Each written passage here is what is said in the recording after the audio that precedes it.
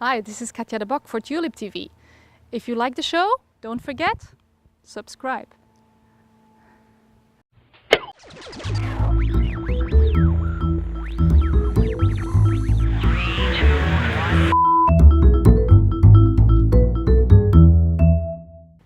Hallo beste kijkers, welkom bij TulipTV.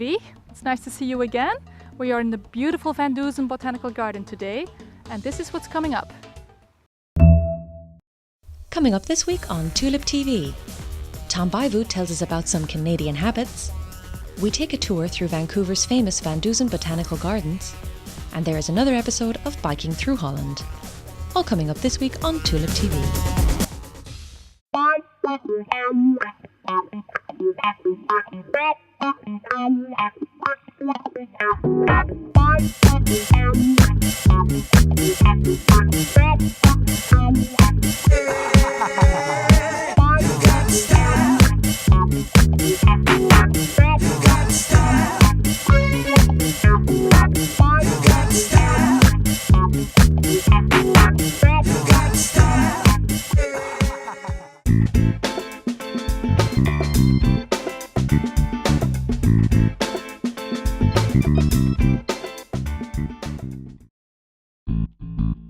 This program is sponsored by Dutch, the full-color English language magazine about the Netherlands and its people, at home and abroad.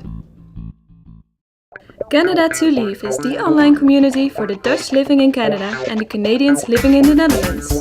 Canada to Leave, wherever you live. Hi there, my name is Tom Bijvoet, editor of Dutch the magazine. This message is particularly for Canadians. I've lived in Canada for 13 years now and I really enjoy it.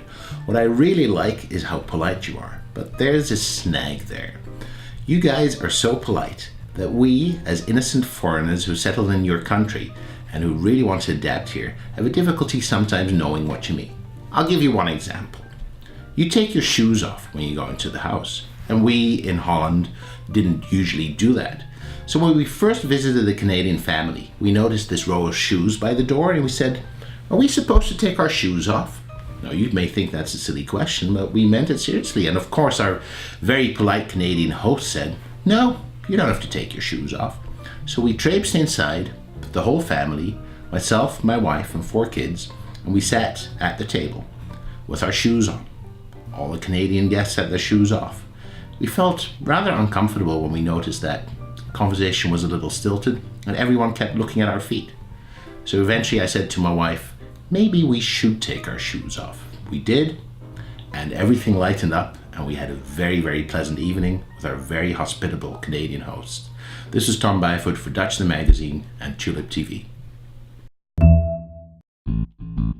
This program is sponsored by Dutch, the full-color English language magazine about the Netherlands and its people, at home and abroad.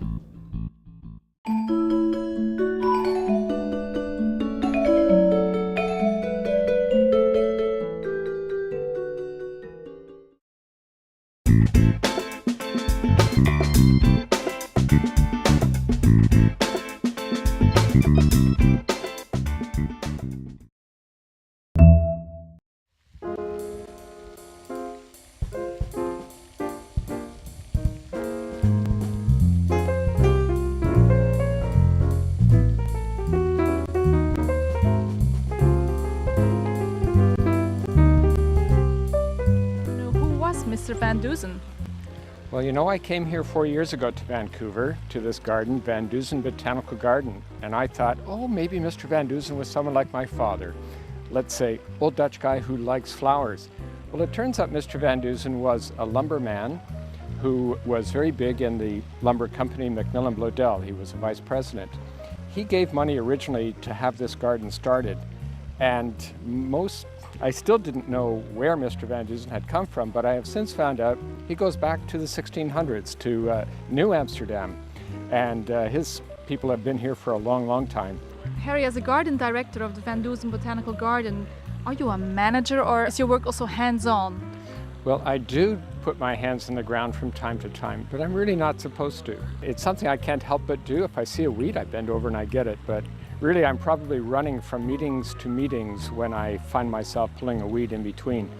It is very much a managerial job, and I probably got my job because of my background in garden design. And yet, even there, I have such excellent staff here. I can delegate that. I find myself very much involved in the business side of things, and I'm very fortunate to have excellent staff in all areas. So, how much staff do you have here? How many gardeners, for instance, and how many scientists do you have that work here? well, we have 8 gardeners for 55 acres. That's not a lot. We do have some summer extra help. I would certainly like to have more, but the times being what they are, you make do with the resources you have. The garden does have 1,600 volunteers. This is what really makes our garden stand out in the world of botanical gardens.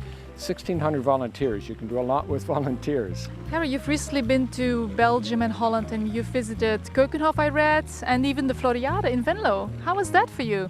That was very exciting. I had not been to either of them, and yet there I was actually leading a group from VanDusen to go to the Floriade and Keukenhof. So probably your group leader should know a little more than I knew, but it was thrilling for me to. I'll have to admit, I thought, oh, Keukenhof, I've seen tulips. I've seen a million tulips. I was blown away by the quality of the presentation, I'll say the vastness of it. It was truly spectacular, and I learned quite a bit about the way Keukenhof is viewed by others in Europe. I think it's been nominated and chosen many times as best attraction in Europe. That's a lot of competition. Best in Europe, that says something about how good the Keukenhof show is. Floriade happens only once every 10 years, and apparently I've missed out on the last 4, I hate to say 5, Floriades, but that was very interesting because you see so many new developments in the world of horticulture at this show that happens every 10 years. And for me, being able to keep up a bit with new plants, new cultivars, new ways of designing with plants too, because you have the best designers and some of the most interesting new trends in horticulture that are being shown there. And it's all sustainable, I suppose, the new trends. I would think that more and more we are looking for a style of gardening that is more sustainable. We're all concerned about water consumption, about maintaining healthy soil. We're not going to maintain healthy soil by overuse of chemical fertilizers, pesticides, and such things. We're all showing greater sensitivity to that. And here in our garden, we're really devoted to sustainability in ways that we couldn't have imagined even 10 years ago. Like for example? Well, look at our new visitor center. It's no surprise that we have, I would say, maybe the greenest building in Canada. Just a couple of weeks ago, CNN rated us one of the 8 greenest buildings in North America. Well, that's pretty cool. And I happened to be at a conference with my peers at the time, and I could kind of say, hey folks, look at this. It's nice to be able to point to that. Years ago, we wouldn't have thought this way, but more and more botanical gardens are so concerned with, so focused on maintaining healthy ecosystems. If you look back 25 and more years ago, botanical gardens were focused on plants. And I'll say specimens, like, isn't that a beautiful plant? And people came and wanted to look at our beautiful plants. You know, more and more, though, we are focused on the healthy ecosystems that sustain those plants. We know from all scientific investigation that ecosystems are under threat. We speculate that perhaps as many as 30–40% of all plant species today will be extinct by 2050. So we're ringing the alarm bell on this. We have an educational mandate. We do our best to focus on that, and we try to teach people, hey, if you like these plants, you better think about what we're doing with the planet and the way in which we can actually have an effect on the ability of those plants to survive in the real world, which is out there in the wild. Now, this new building that we have, it's beautiful, it's exciting and all that, but it springs from our philosophy. Our philosophy is plants are essential to all life on Earth, and those plants won't survive unless we live more sustainably, and that green building is an expression of that mission and mandate that we feel we have.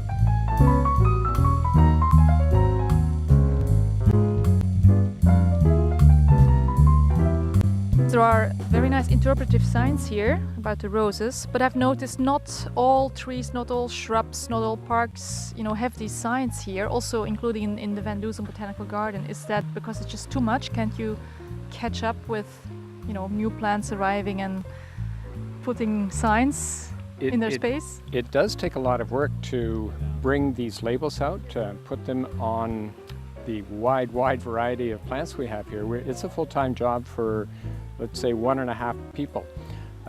It is what distinguishes us from a park. You won't see those things in parks very, very rarely. Botanical gardens have a mandate to educate. We really are museums. The Botanical Garden is a living museum.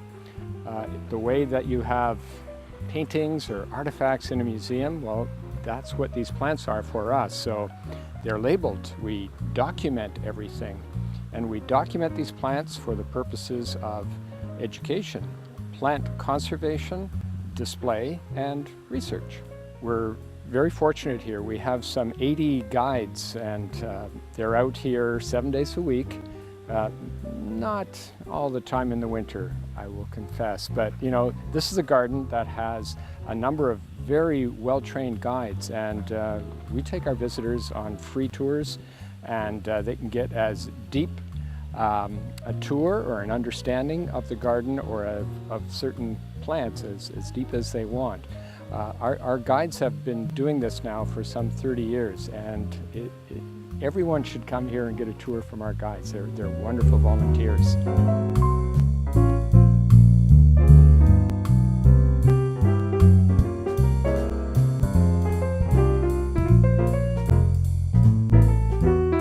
Since I've been in Vancouver, that's now 3 years ago, I've noticed this trend of urban gardening, that people are actually encouraged to have these vegetable gardens everywhere. How do you like that? It's a wonderful thing. It's how we really connect with more and more people here at our garden as well. We can teach people how to do it. So many people have grown up in an urban environment. Perhaps they grew up in an apartment building. No connection with the soil. And they can come here and learn how to do that. Well, whether you come to VanDusen for inspiration or not, just about anyone with a little bit of soil and a little bit of know-how can grow things that they will appreciate so much more because they've done it themselves. Their kids are usually thrilled to get their hands dirty, of course, and the food usually tastes better, fresh to your plate. Are you a gardener? Do you have a vegetable garden? Well, I'm one of those people who doesn't have a yard. In fact, people always ask me, "Oh, your garden at home must be so wonderful." Hey, this is my garden, and I can't actually garden 20 hours a day here and at home. So I have my other interests at home. There's a lot that happens here. There's a lot that occupies me of a creative nature. We have art exhibits here. We have musical performance. I have an opportunity to kind of do a bit of everything. Fortunately, I'm not making the art or performing the music.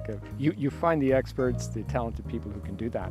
So what's the most exciting upcoming art exhibit now for this summer, for instance? Well, we have more and more been pursuing sculpture as something very, very, I won't say unique, but sculpture looks best outdoors. I've done a little bit of study here, and you'll hear experts say you need to have sculpture with air around it in a garden setting. Perfect.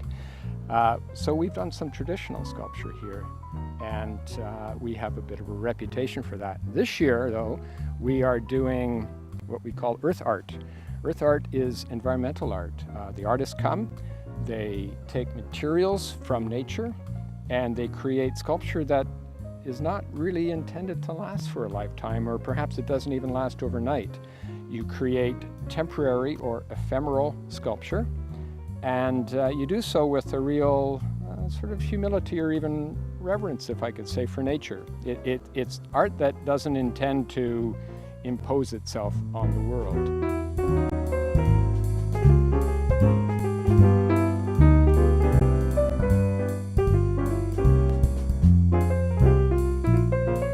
Thank you so much for this wonderful afternoon in the VanDusen Botanical Garden. I have one last question for you. If money weren't an issue, if you had a big budget, what would you change and implement first here?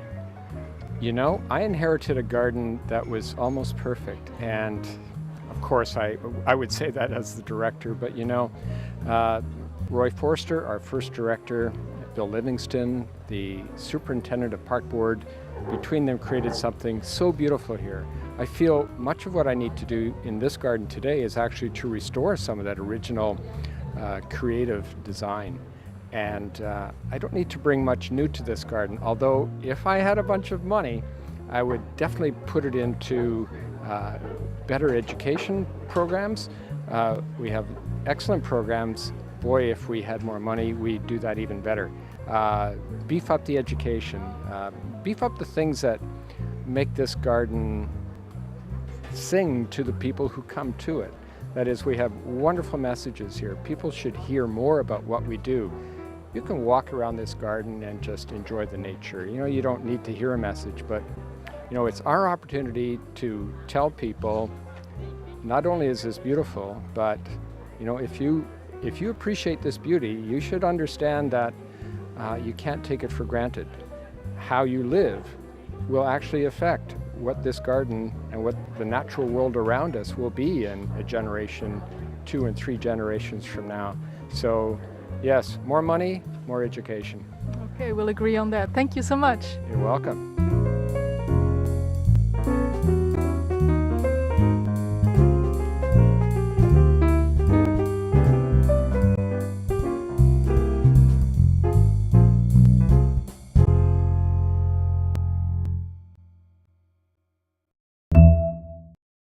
Canada to Leave is the online community for the Dutch living in Canada and the Canadians living in the Netherlands. Canada to Leave, wherever you live. This program is sponsored by Dutch, the full-color English language magazine about the Netherlands and its people, at home and abroad.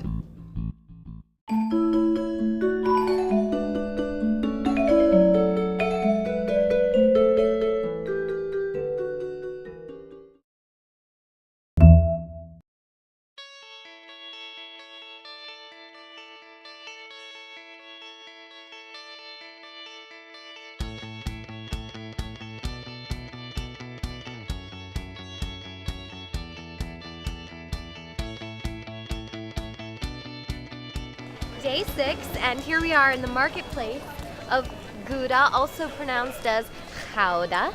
And this morning we had a great city tour, which included the longest church in the Netherlands. And this afternoon we're going to spend time at the cheese weighing house, which is right over here.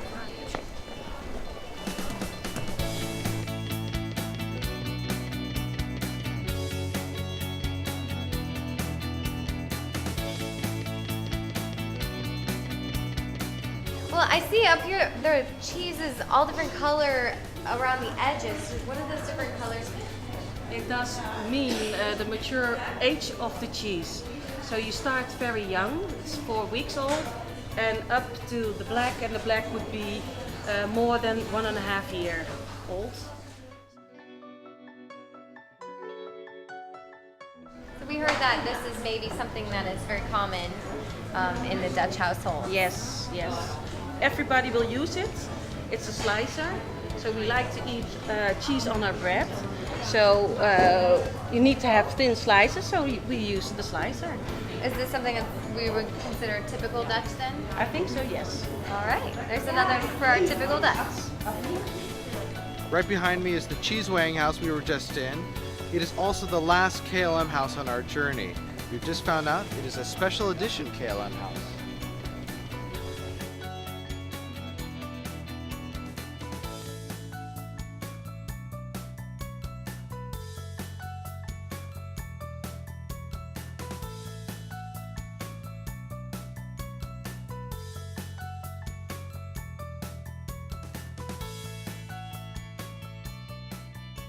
We're now in the longest church of the Netherlands, 123 meters it's long, so it's quite a length, and it has 70 stained glass windows from the 16th century. In total it's 2,000 square meters of stained glass windows. the Last Supper, and we are standing here on the ground. We're looking up upon the table, so that is with perspective, with a new style of drawing, because in the 14th, 15th century, drawing was flat, was no depth in it. And he calls it the rolling of the pipe, making a form so it fits a little bit. First kneading, and then he begins. Ball. A little bit too thick. Again.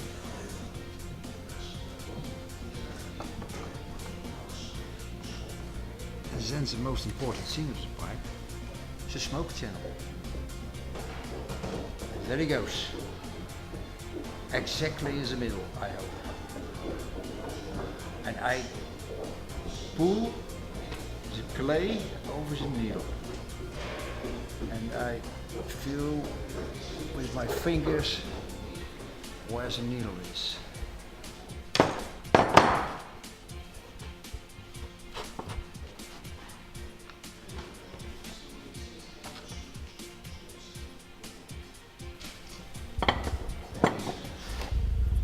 Boom.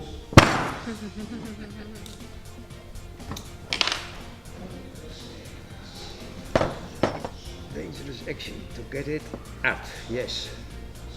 And then I clean the stem already a little bit. So each pipe maker is very proud of his product, so he put always a mark in his pipe. Here, this is a mark.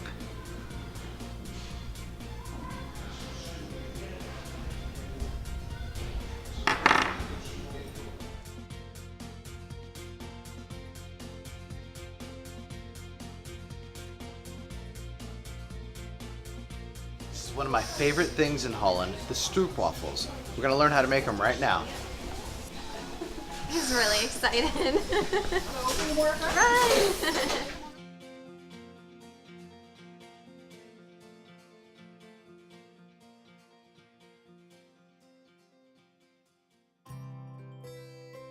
It's our last night in Holland, and I've been thinking about all the fun we've had on this trip. All the great things that we've done, and how I'm really sad to leave. Leiden, pancakes as big as my head. Delft, the church bells ringing in the square every hour.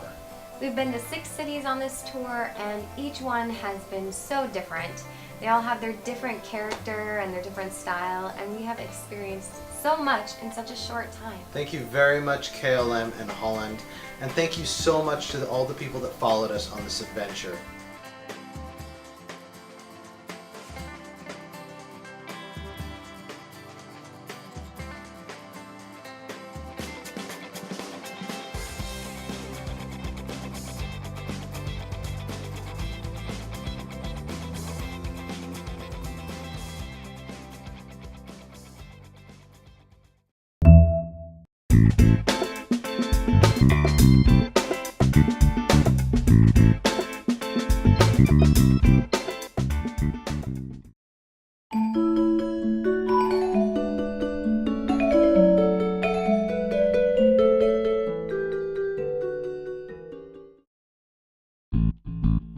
This program is sponsored by Dutch, the full-color English language magazine about the Netherlands and its people, at home and abroad. This was TulipTV. Thanks for watching. I hope you enjoyed the show. If you'd like to support us, go to our website. You can click on donations and you find all the links to our social media. Thanks so much. This is Katja de Bok for TulipTV. Have a great day.